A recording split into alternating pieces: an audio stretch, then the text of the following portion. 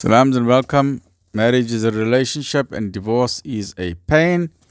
And we are busy today with E is for empathy, and E also stands for eternity. How do you want to spend eternity with your partner? And I always tell my clients when they come into my practice with regard to marriage problems, I said, if you remember the 3-6-6-6-6, the first 6 months are very critical. Okay? If you can manage the first 6 months, then you can survive the next 6 years. If you can manage the first 6 years, you can survive the next 16 years. If you can manage 16 years, you can survive for the next 60 to 70 years. So take it in stages. 6 months, 6 years can take it to 16 years. Once you're the 16 years, that can take you to the next 60 years. So that can take you to eternity. But today we're talking about empathy. Empathy means, sometimes we tend to take our partner for granted. The husband takes the wife for granted. The husband says, I've been working hard all day. What have you been doing all day? You've been doing nothing all day. And then the wife says, I've been working so hard. What have you been doing? You're just going to job every day. So in order for us to avoid arguments and to understand our partner better, we must put ourselves in one another's shoes. Try and see the world from that person's point of view. If we see the world from that person's point of view, this is known as empathy. That means, do you know what difficulty that person is going through? And this is not only between husband and wife. Try and think of your staff. If you've got some staff working for you, try and figure out what difficulty that staff got. Maybe they've got problems at home. Maybe they've got work problems. Maybe there's a sick person at home. Maybe they've got an elderly person they look after. If you're a teacher, have empathy for your students. Why is that student struggling with learning? Do they have problems at home? Maybe that student is an orphan. Maybe they've got domestic problems at home. So empathy means try and see things from that person's point of view. Try and be compassionate. Try and be understanding. So let's go through empathy.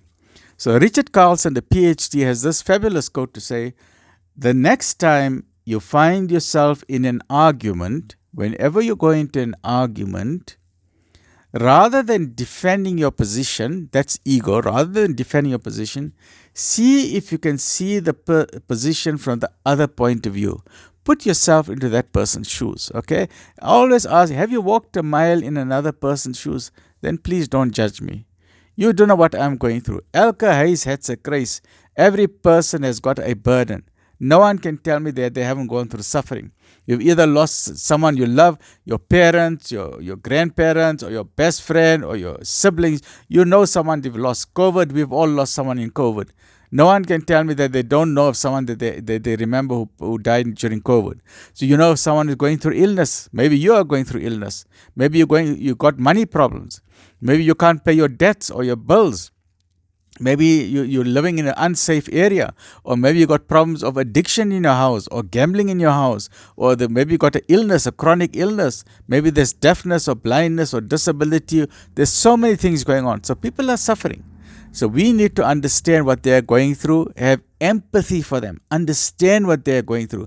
Be a compassionate human being, be a kind human being, be a loving human being, do random acts of kindness. Even the animals are suffering. And we see so many people, so many kind people, they look after the animals. They pick up the helpless animals. They look after the homeless people. So we need to be kind human beings. Have empathy for the suffering. It's winter now. How many people are suffering with the winter? And that is why Muslims primarily, but even the Christians, Muslims give out free blankets during winter. We call it the winter blanket drive. We give out thousands and thousands of blankets in South Africa.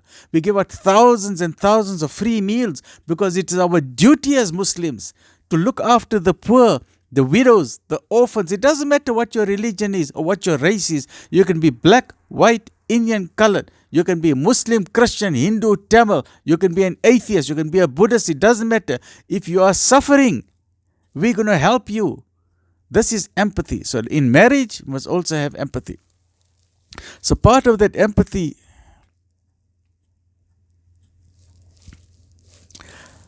just having a bit of a difficulty with the back today because in winter it's a bit of a problem. But let me get through this book.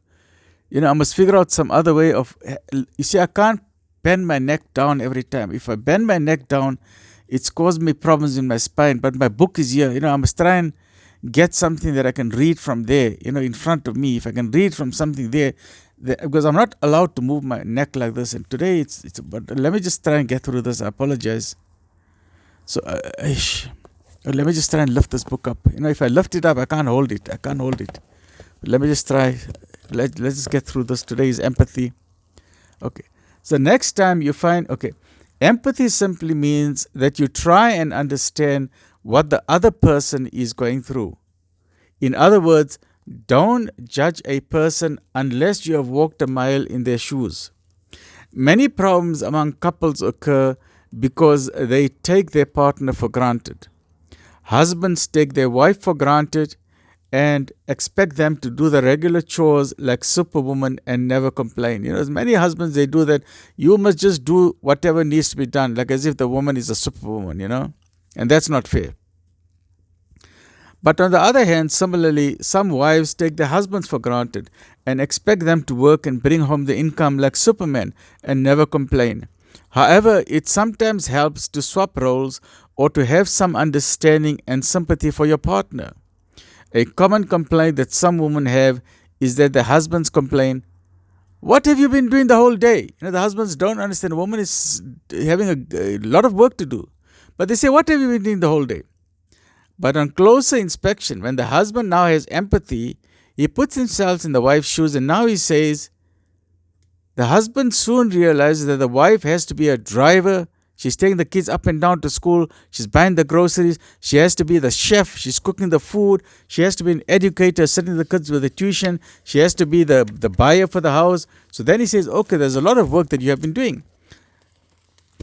And then it's usually a full day for the wife and no rest. So the husband then has a better understanding of what the wife is going through. Whoa, yes, like man.